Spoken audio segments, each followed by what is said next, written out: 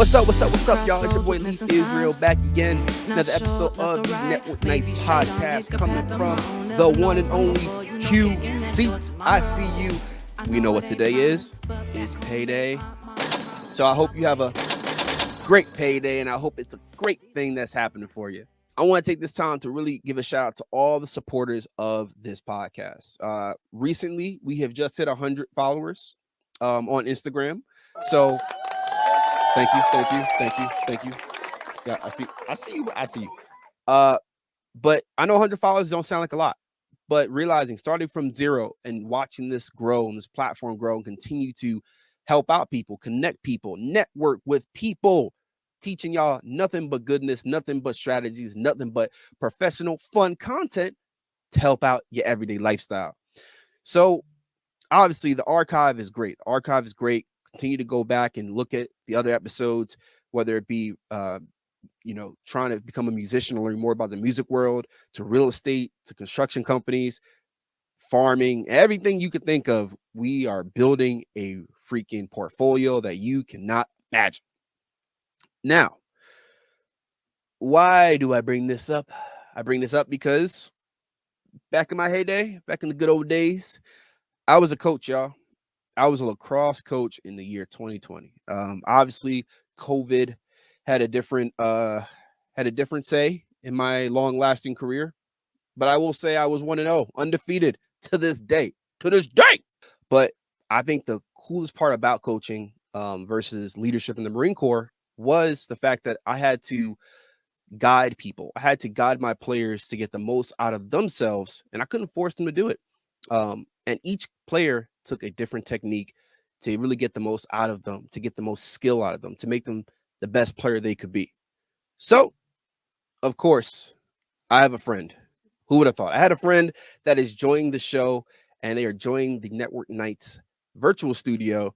And guess what? They actually are a business coach. So I would like to bring in Kim Wojnowich to the show as a business coach. Welcome, Kim. Thank you so much for joining us. How are you doing today? Well, better now with all that applause. That was awesome. Hey, we have a lot of applause for all the guests who joined us. So that is so amazing. I need to have that. Okay, and I have to tell you this. You just told me something I didn't know about you with lacrosse. And my sophomore in high school daughter started lacrosse last year as a freshman, but they didn't really get to do anything because of COVID. So their first real season at Providence High School was this year. And I didn't know anything about lacrosse until watching her all season. And that is a crazy sport. It is. It's. I've learned a lot. I think the women's lacrosse is men's lacrosse. That's a whole nother diatribe there. But it's very interesting how it changes.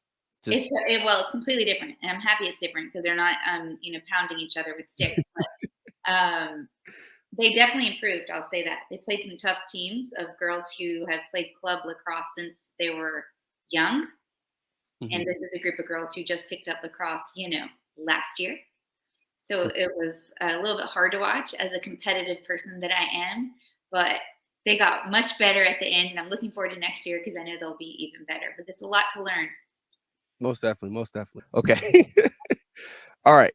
Without further ado, Kim, tell the audience a little bit about yourself.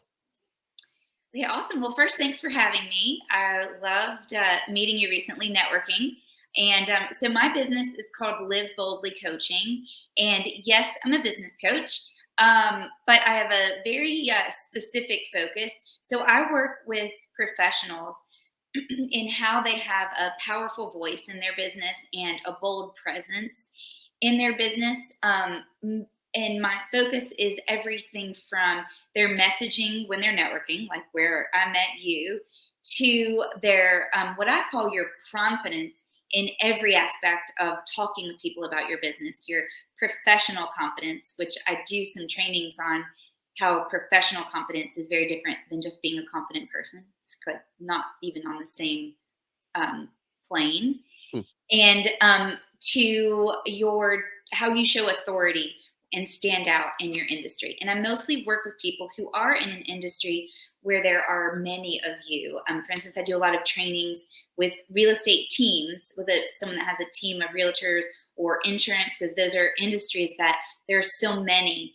How do you get out there and stand out when you're one of many of those, and showing authority in that industry, and maintaining confidence when it's really easy to look around and see there's so many people that are doing what you're doing, and really easy to start to compare and think, oh, they're doing it better than me, especially if you're new to the industry. So that's where I stick to my coaching.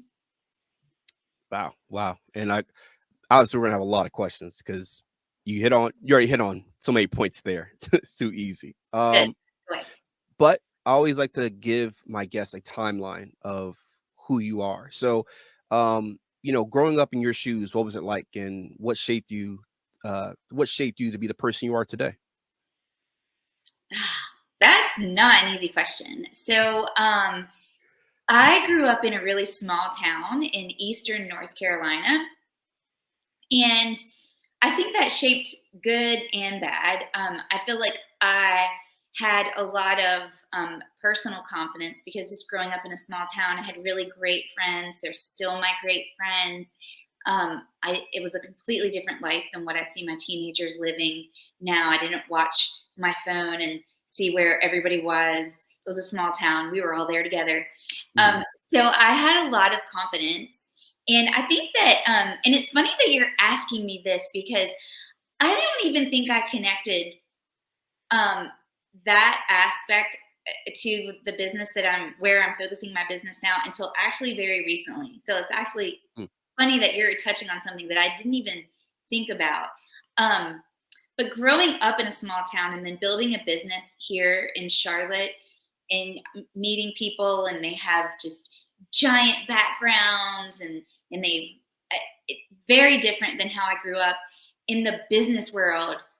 It did mess with me. I'm just I say things like, I'm just a small town girl, which is fine, but I didn't say it like that. I would always say it in my head, like, well, I'm just a small town girl. So I think that I let some of that mess with my professional confidence, why I've renamed that confidence, and why I like really teaching people that it works both ways. You can be a really confident person and then not realize professionally you're not coming across that way, because you don't have the confidence. But you can also do the opposite and assume that you do have the confidence because you got it. You're a confident person. I got this. And then you don't really try that hard professionally, and that causes a lot of problems too. So either way, there's work to be done in that area professionally. But I do think that small town affected my business confidence. And so that confidence that you pointing out, did you have another business before starting your business coaching that kind of where you identified, absolutely. hey, there's Yep, I left a whole lot of stuff out in between how I grew up until I got here. So I actually have a health background and spent most of my career helping people improve their health and preventative wellness, speaking, doing programs. I was a director of a YMCA hospital program. I loved all of that, and it led me to build a network marketing business with a health and wellness product. And I did love the product, but I will say, being one of a bazillion people selling that product and being in the world of network marketing, that really shaped where I am now too. And that really is where I went from building that team and being in that industry to branching off into wanting to coach people, because my confidence really tanked in that industry. Even though I was doing pretty well, I wasn't even appreciating how well, because I was so busy thinking it wasn't good enough. And I just didn't know how to function in that environment of being one of so many people. I didn't know that it would be that difficult, and overcoming that and building that business, but then realizing I don't really want to live in the network marketing And there's nothing wrong with it. I just realized that I had some gifts of helping that entrepreneur type person, which is also what led me to, the buckets of insurance and realtors and network marketers, because it's all very similar, where there's just a lot of you, even coaches. There's just a lot of you, and it's easy to feel lost in the shuffle. And I got lost in the shuffle. And then all the work that I did and the coaching that I did and then from that, I uncovered some gifts, really kind of some marketing, branding gifts that I didn't even know I had that I'm using in my business. So I just learned so much from that. And all of it started here, and it's all, how a journey is. Get over here, and that's, where I am now. And I feel like people are always in such a hurry to know who they want to be and what they want to do. And I don't know what all your listeners are doing. You might be there now, but you might not. You might not. I think people have an idea, and they give it a couple years, and they're like, maybe not, maybe something different. Well, the thing is, we focus on like, oh, I have this skill. So like I had a master's degree in health education, and I had this skill, and I knew this nutrition information, and that is what I focused on. And then years of experiences in doing that coaching, getting certifications, and then being in network marketing and learning from other people, even 10 years of networking, building those businesses, all shaped the skills that I have now. And so our value comes from just so many pieces of what we're doing. And sometimes it takes years to build up that value. And then also build the value from experiences, and also uncover the value from things that you're doing that you didn't even realize. So sometimes it takes till later in life to put it all together and then really realize this is where I was meant to be. But it took this long because I was building all these experiences and finding out value that I had in areas I didn't know that I had. I'm gonna take that. So build from experiences and then uncover the value. I like that's a billboard right there. That's perfect. I like that too. Will you write that down for me so I can remember that we're recording it. I got you. We're recording it. I always say great things when I'm speaking or on a podcast. I'm like, oh, I didn't remember I said that. But those are things that I help clients do, is exactly that. Where are you going to continue building your experiences? What value can I help you uncover so we can build your confidence, change how you show up when you're talking about your business, and stop thinking that it only has to do with this and letting this one thing that you maybe don't even realize or letting get in your way. Like for me, lack of business experience in my 20s and how I grew up in the little cute town of Wilson, North Carolina. I actually know Wilson. I know Wilson, North Carolina. Being out in Jacksonville, North Carolina. So I feel you on. Whenever I say Jacksonville, I have to say North Carolina because people say Florida. I'm like, no, there's North Carolina. Like, where is that? I'm like, Wilmington. Just go up a little bit. So we grew up going to Atlantic Beach and getting into all of our high school trouble in Atlantic Beach. So we drove through Jacksonville and Kinston to get to our trouble. It feels good though. It feels good when I tell people that area and they're like, oh yeah, I know that area. Or I bet it feels good for you as well. Yeah. So I mean, we've been talking about we've been inadvertently talking about it, but let's dive right into it. Okay. So what is Live Boldly Coaching? Well, so I've already given you the general of where what my focus is on, helping with showing up bold, with having a powerful voice. One part of it is I've developed a acronym for the bold. So the B is focusing. I'll just say this quickly because it's long, but the B is focusing on who you are becoming, and that's where we really dive into all the work of again figuring out your value, figuring out if this is your goal. I like to teach people, like, then who are you becoming to achieve that? Because growth is always a part of a next level in your business, or you would already be doing the thing. So how do I help you grow into those shoes of where you're having these goals to be. So that's the B. The O is owning your value, all the things that we dig into, which we just discussed. Mhm. The L in bold is leveling up. And we're going to come up with ways that you're going to get out of your comfort zone and do something that you haven't done before in your business to grow it. Because if you're not willing to do something new, which is so hard, like you starting this podcast, you can't continue, that saying, like, you can't continue doing the same thing and expect a change, right? Mhm. Mhm. But it's easier to do that when somebody's holding you accountable, coming up with ideas, pouring into you, and right there beside you saying, you got this, we're going to do this.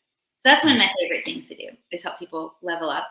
And then the D is all about your drive and determination. And to me, that is a lot about your inner critic. And I do a lot of work with imposter syndrome, but it's also about, and we can talk about imposter syndrome, but Yes. it's also a huge topic people love.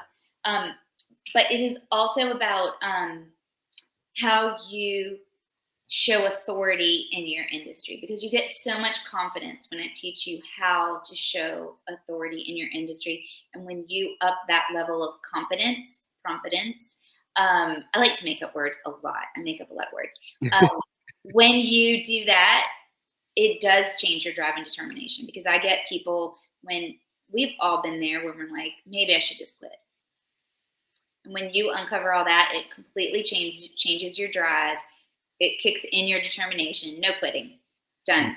Not talking about that anymore. So everything I'm coaching stems from that bold, and we'll figure out what each person needs, and if it's more of one parts and less of others. But everything I teach comes from that foundation of bold. Mhm. Mhm.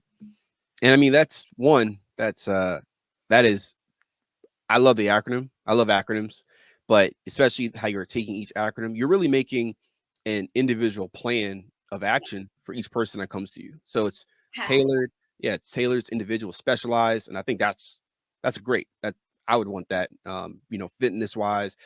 But now we're talking about working out as a business owner or, Yes. individual contributor. So that's awesome. I want to skip that question. I'm gonna go straight into it. So, imposter syndrome, what is that? We've all had imposter syndrome. We've all had it. So imposter syndrome is when you feel like people are going to figure it out. They see through you. They're going to figure out you're just saying you do this thing, but you're not really good at the thing that you say that you do, and people are going to see it. And when you have when you're in that, I'm not going to say when you have imposter syndrome, when you're in that imposter syndrome mode, because to me it's not like you have it, like you have a disease. There are a lot of reasons that we have it. Entrepreneurs have it because you're working by yourself and you don't work in an office or have a boss who's like, you did a great job today, which we don't want a boss. Entrepreneurs, that's we don't want a boss, but sometimes a boss can be a good thing because they're like, nailed it. Well, Mhm. that's you. That's you. Nailed it. Thanks. Yeah, well, we never do that. So Mhm. when you're starting something new and everything about it is new, you're ripe for imposter syndrome. So it's not like people are like, oh, I don't have that, or I shouldn't have that. There's stages depending on where you are in your business. You could definitely have that. So you just feel like people are gonna figure it out. And if you think about like when you're networking, we met networking, and you're standing around all these professional people and you meet a couple people that do what you do, that's a time where you're like, oh, they're going to figure out that like they are probably so much more successful than me, and they're going to Mhm. see right through the words that are coming out of my mouth. Like you're going to get found out. Those are a couple. I could do a whole talk on that. Mhm. Those are a couple of things. So I do a couple of things. I of course, if like you said, I individualize my coaching. So we will definitely discuss it. But how much we discuss it depends on the person. But one of my favorite things to do is trainings for people that have teams. For instance, if you have a real estate team, you would contract me to come in and we'll figure out 3 separate trainings, 5 separate trainings, depends on what your team is looking for.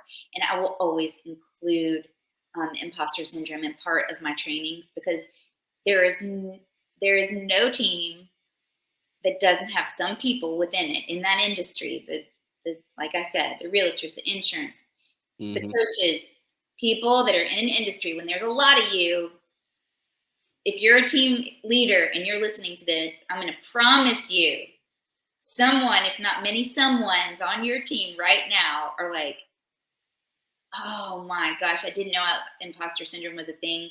I have that. So I always include it, because I need to ask, like, should I talk about this? Yeah. Somebody is sitting there and they're like, whoa, because no one's going to tell you. They don't want you to know. Oh, No. I'm really struggling over here. No one's saying that to you as a leader of your team, that I'm struggling, right? They're like, oh, I got this, because I think that's what's been told to us. And I mean, I empathize with that. I remember when I first became a Marine Corps officer, a lot of us just had to show up and lead these group of Marines who've been in for some 5 years, some 15 years, and act like we know everything. And it was funny because it's like, they know I don't. They know I don't know everything, but you're the officer. You have to present yourself. You have to lead. Yes. So Yes. I can admit, I raise my hand right now. And for Love those it. who are watching and listening, I know some of y'all are raising your hand as well. No. If you're listening to this. And you hit a great point, because I was talking about the people in your team, but you brought out a great point. The leader of that team, maybe you're developing a team and you've got people that have been in the industry longer than you. That, exactly like you said with the Marines, that definitely sets you up for imposter syndrome. You're like, they know I don't know as much. But there's a reason that you were put in that leadership position. And it's not only about how long you've been doing the particular thing, it's something else about you. But that's a right position to be in, to have imposter syndrome when you're leading a team, especially if that's a new situation for you. Very, very overwhelming. Very, very, very. So yeah, all your team leaders out there, I'm here for you. She got y'all. I got you. Just saying, you are knocking these questions out the park. I'm like, oh, hit that. I'm like, looking, like, oh, she hit that already. Sure, hit that. Love it. Thank you. So, Kim, what trends are you seeing in some of the clients that you are taking on? Gosh, good. That's a really good question. I think one trend in the business world we're all seeing is a lot of move, out of corporate into the entrepreneur world. We're definitely seeing an explosion of people that want to be their own boss, that don't want to be in a situation where they could lose their job, especially after we saw how things went with COVID. Hopefully we can speak in terms of being past that. I feel like we can, but then I also feel like there's this little handcuff that keeps us one toe still where we're always going to have to talk about it. Right? Being in that, I know, right? Like we can't 100% be like back when. Not yet. Oh, hopefully. Hopefully soon, but so much better. But I feel like it has pushed so many people into that entrepreneur world, and so you don't realize what you're in for one thing, because it seems like, oh well, I'm good at this, I'll just go do it, and it's hard to be your own boss. There's a lot to be learned, so I feel like that's one trend. Definitely, social media is a giant trend. So there's so many people that are building their businesses as the social media marketer, the one that's going to teach you Instagram, the one that's going to teach you, those entrepreneurs are exploding because everybody wants to be on social media. So my take on that is I help my clients have a bold presence on social media, and I teach them how to do reels, and I teach them how to show up with great value on social media. But the difference is I'm not teaching people how to build a business online. I'm teaching people how to have a presence online. And the two aren't the same, because I build my business through speaking and networking. So somebody meets me and I'm like, yeah, connect with me on Instagram or connect with me on LinkedIn. Those are the primary places.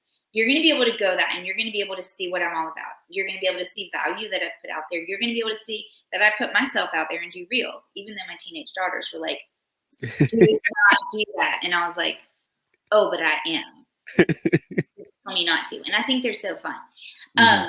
So social media is such a huge trend, but learning how to do social media is a big aspect of it. And the average of us business people out there can have an amazing presence so that when you meet somebody, they see that presence and they're like, you want them to see your personality. You want them to see your value.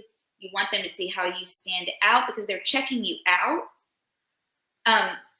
But it doesn't mean that you have to build a business. Sometimes I'm not getting clients from social media. I'm not trying to be an influencer with 10,000 followers. I don't have the interest to do it to that level, but it's important that people see, what I'm made of. And I think social media can be fun. I think LinkedIn can be fun.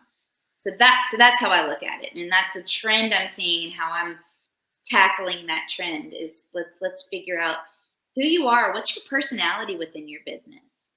And let that shine. And then people will want to work with you because they see who that is.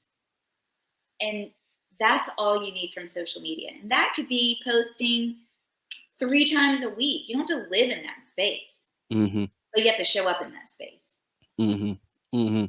I think that was, again, you got these lines. You have these lines where a business, some people on Instagram or influencers, even on the professional side, are showing you, again, more of that route of how to be an influencer or how to, post every day, post about this on this story. But you're saying, no, you're actually going to teach somebody how to be bold in their business and have a presence online. I love that. That quote right there is so awesome to me. Oh, awesome. Okay, I can't wait to go back and listen to this and write down the great things. But I think that is really, really important. And someone said to me, like, why are you spending all this time doing reels? Like you're not going to build this big following of 10,000 people that are, seeing your reels out there and then go back and follow you and then start, because there's a whole process to that. If that's what you want to do, then I know what needs to be done to make that happen. And I can tell you what needs to be done to make that happen. I'm just not interested in doing it. You can't just post and think, oh, I'm going to build 10,000. Like, there's paid ads. I mean, I've followed some amazing people and I've learned some great things from coaches on social media, and every single one of them, I promise, if I went back and looked, how did I find them? They were a sponsored ad. They targeted me. Yep. The targeting. It was targeted, and some of them are fantastic. And I mean, and the thing is, people give away so much free information in hopes to then have you as a client, and they have a whole digital platform that is how they're planning. I mean, it's so much more than what you're interested in doing. If you're a realtor, you're not doing that. Or if you're a coach, you might want to do. I mean, it depends on what your business looks like. But just know, like, if you think you're just going to post a couple of times a week, and there's a whole thing to making that happen, and it includes a whole lot of money to pay for the ads. Yes. But you think that you can organically, like, and listen, somebody out there is going to be like, I did it, and like, if you did it, I am so proud of you. You're amazing. There are definitely some people with some dog accounts that have done it, but those dogs are amazing, and that's a different thing, because I think that dogs are really funny, and I think it's easier. But anyway, my point is, I think there's a lot of fun to be had, and I love making a reel, and I love posting it on LinkedIn. And then when you go follow me, you're going to see my fun reels, and you're going to see my personality. But I didn't do it so I would be, a giant influencer. And the risk in that, and my kids will say it, is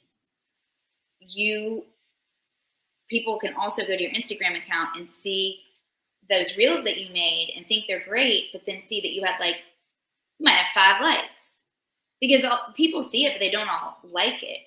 Right? And you wish they did, because you want to look even better. Like, oh, 300 people like that. She's somebody.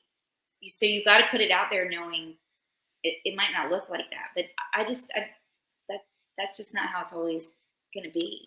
But I think you're saying there's two different mindsets and there's two different goals here. You know, if you want to be that influencer and that social presence, that's all another pod for the day, I'd like to say. But it's going to come with stuff. It's going to come with responsibilities, and you're going to live in that space. Vice business owner, or get a pillow. Yeah, yeah, just camp out there. Get your canvas supplies. Have some food right beside you.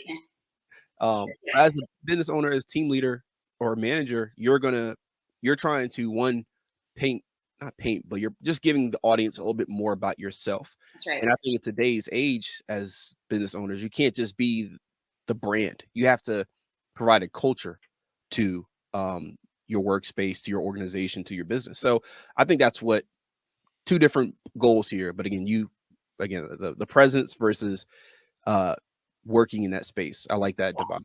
I like that comparison. And I think that makes social media more doable for people and more interesting for people when they think, wait a minute, I could do that. Mm-hmm. And you need to do that. Like, I follow a couple of, I keep saying real estate because these are just examples that I have in my mind. And any company could do this. But I follow a couple of real estate companies, and they're not like giant influencers, but they're doing some really fun reels that show, like you just said, the culture of their company. Mm-hmm. And they're just hilarious. And I get ideas from that. And that is, that person is out networking, and then they say, oh yeah, follow my company, on Instagram, just see, or even on LinkedIn. You're going to instantly see a personality that's happening in that team. And anyone can do that. And you don't have to be an influencer. So I also love helping people come up with that. There's fun to be had.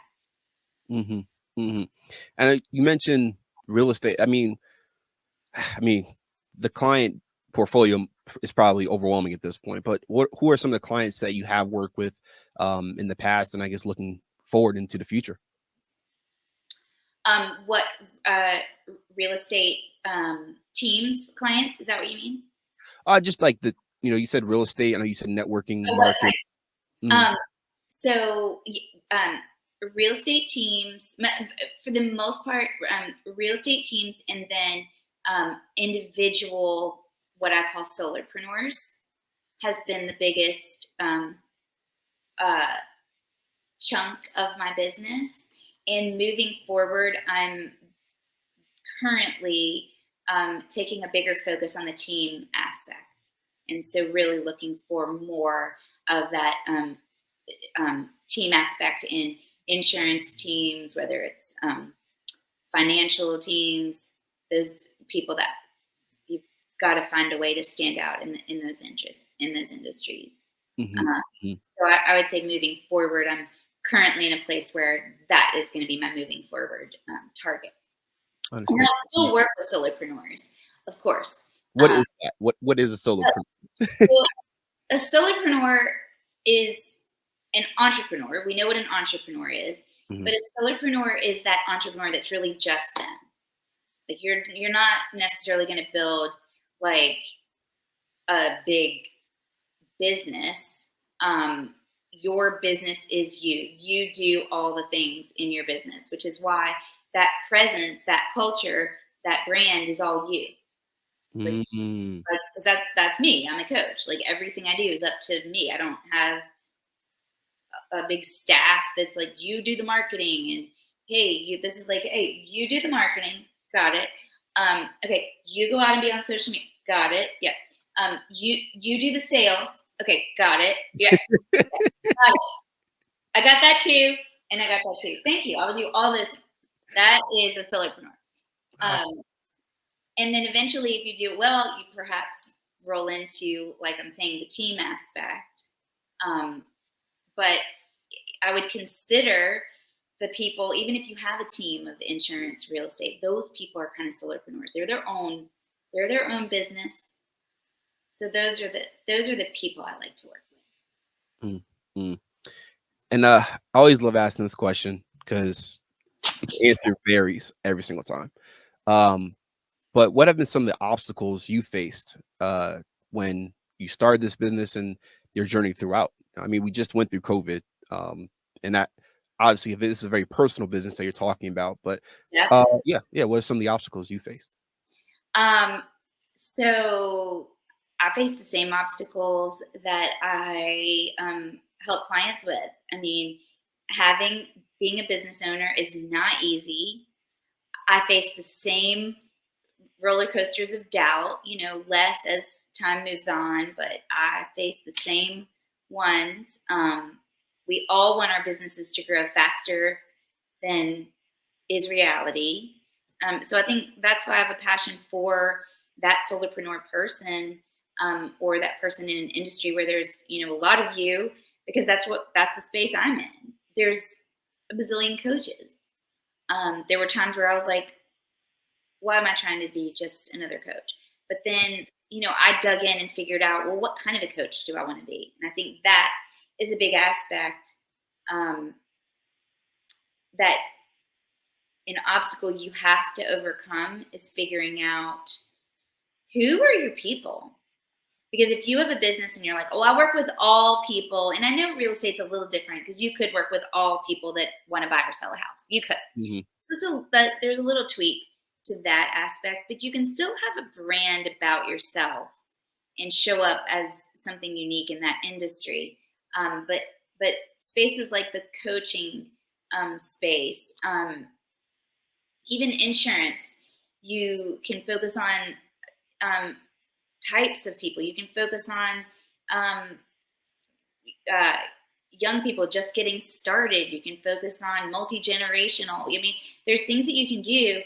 And to me, that obstacle needs to be overcome, because one of the things I always talk about is you have to be, not only do you have to show up and know how you stand out, you have to show up as an expert and not just what you do, like, oh, I know everything about how to buy a house, or I know everything about this aspect of a business. Mm-hmm. That's great. You have to be an expert in what you do, but you have to be an expert in something else. And that is not just what you do, but what the people you're talking to need.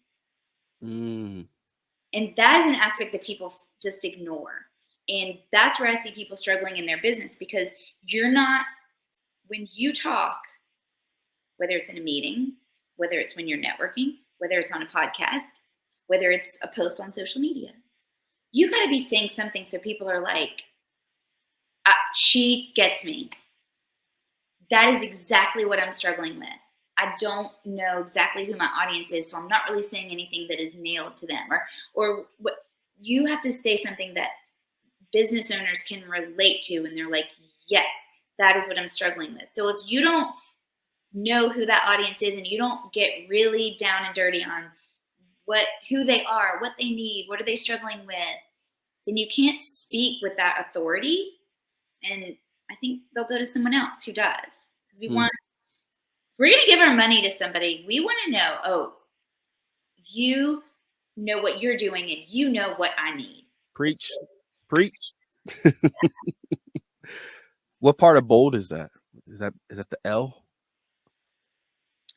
I think that is the O.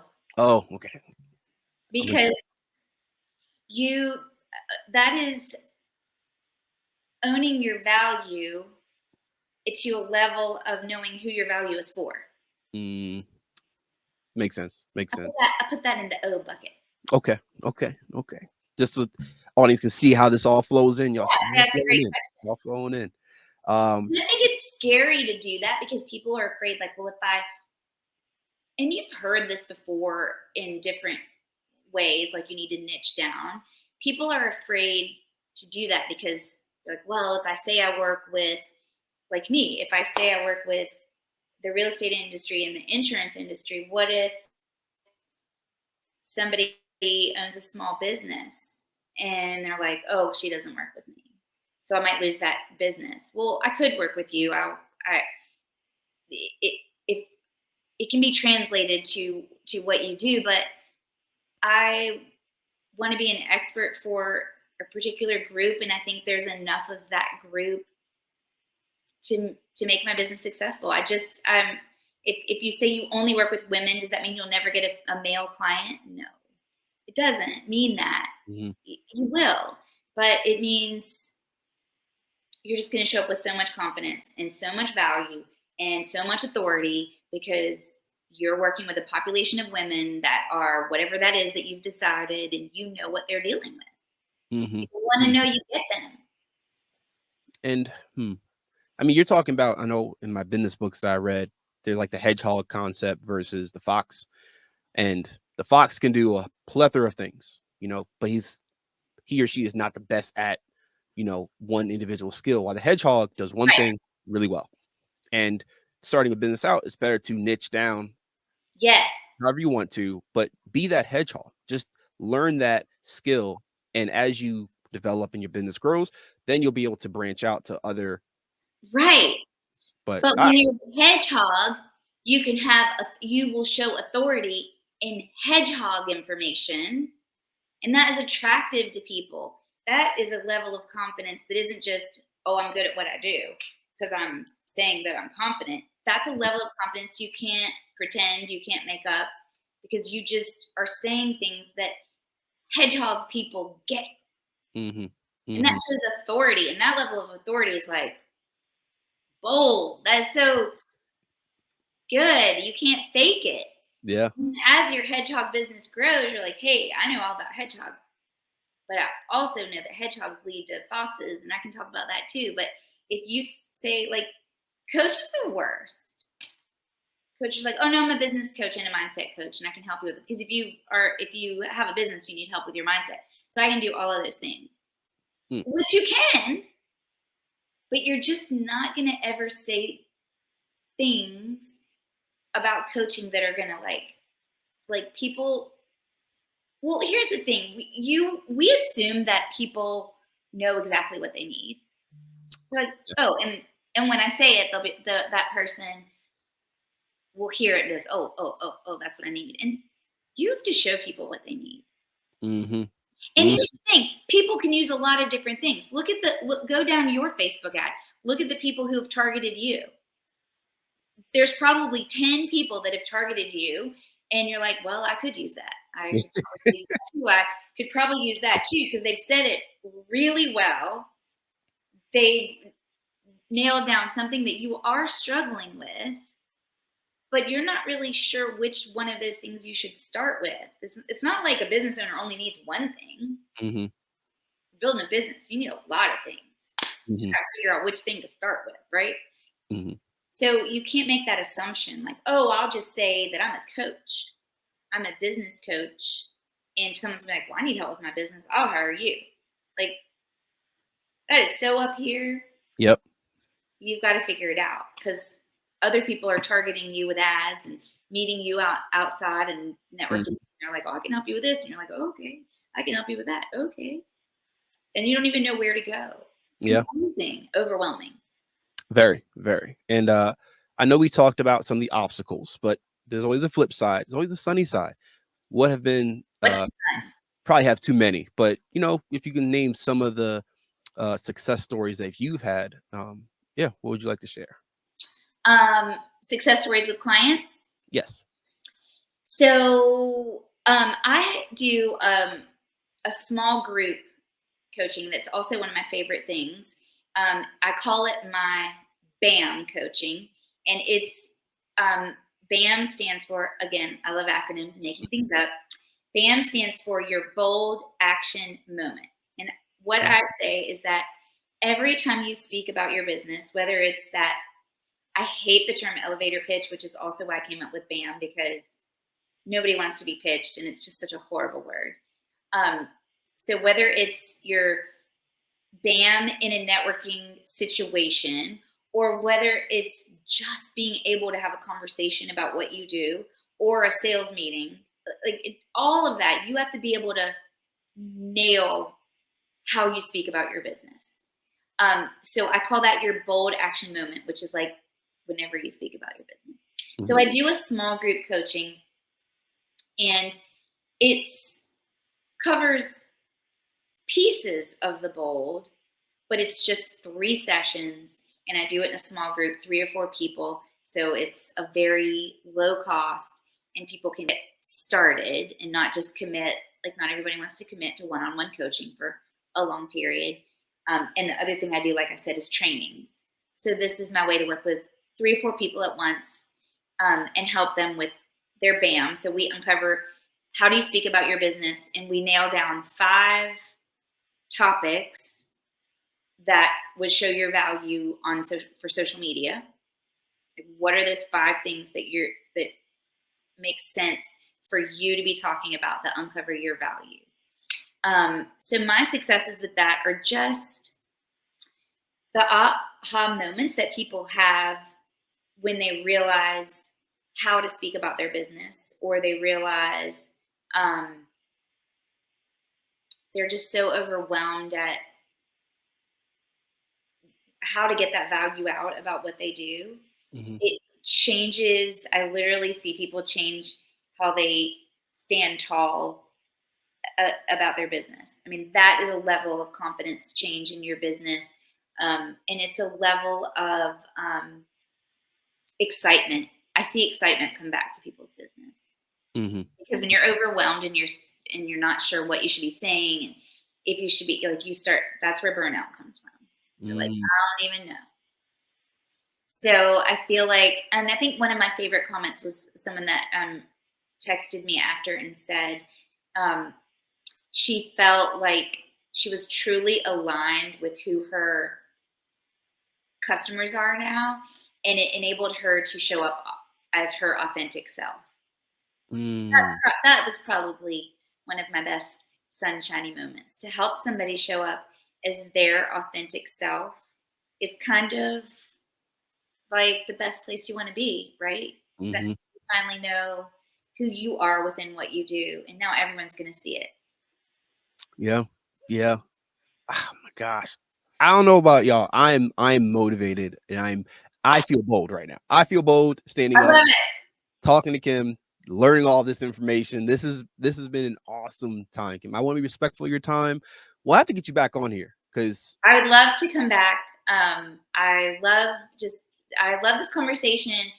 I hope that people listening are thinking about it. I think the biggest thing for business owners is you have a lot on your plate. We know this. And this isn't something that you're constantly thinking about, because you're thinking about, I need sales. I mean, there's you wear a lot of hats, you do a lot of things, but to me, you're doing all those things without the foundation. And if you can stop and back up and build this bold foundation, everything else will start to happen, and you'll have fun while it's happening. But it's a foundation that people just don't think about, because there's so many other things to think about, and so many other people are saying, well, you need to do this, and you need to do that. Yeah. Stop. Do this first. Again, I want to say big thank you, Kim, for coming out. We will definitely, again, I'm gonna have the quotes. I'm gonna have a couple quotes that but if I had to summarize this podcast, I would say, to establish your foundation, utilizing bold, because it will put you in an authentic and better place as a business owner or as a leader in your organization. So, Kim, I will let you do the final sign off, though. Please, by all means, give the people everything they need to know so they can reach out to you. Okay, so my last name is crazy, so you can I will leave that out. Just email me at kim@liveboldly.today, or you can check out my website, which is kimwojnowich.com. And I think if you're listening to this, you probably see the spelling of my name. So it's just one word, kimwojnowich.com. And I will be happy to do a free bold strategy call for any of your listeners. And let's just see where you are and what you need to become a bold business owner. Hey, I think y'all heard that. A free bold lesson with Kim. Come on.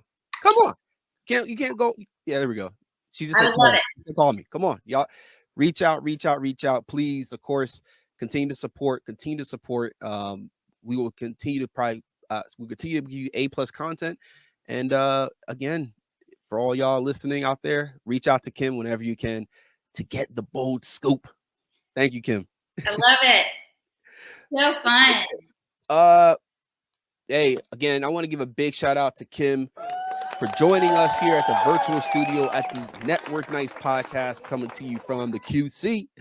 I'm gonna say it now, y'all. I'm gonna say it now. This is the top interview podcast of the QC. All right, I've been hearing a lot of other people out there. I've been hearing the top ones, and hey, it's good to each their own.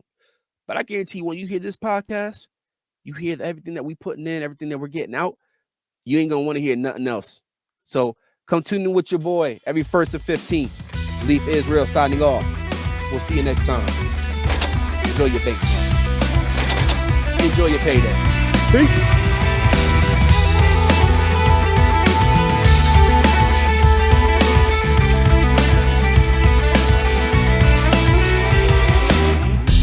Crossroads with missing signs. Not sure, left or right. Maybe straight on, make a path of my own. Never known from before, you know, kicking that door tomorrow. I know it ain't promised, but back home made my mama promise I would make it through these hard times regardless. But these hard times are heartless.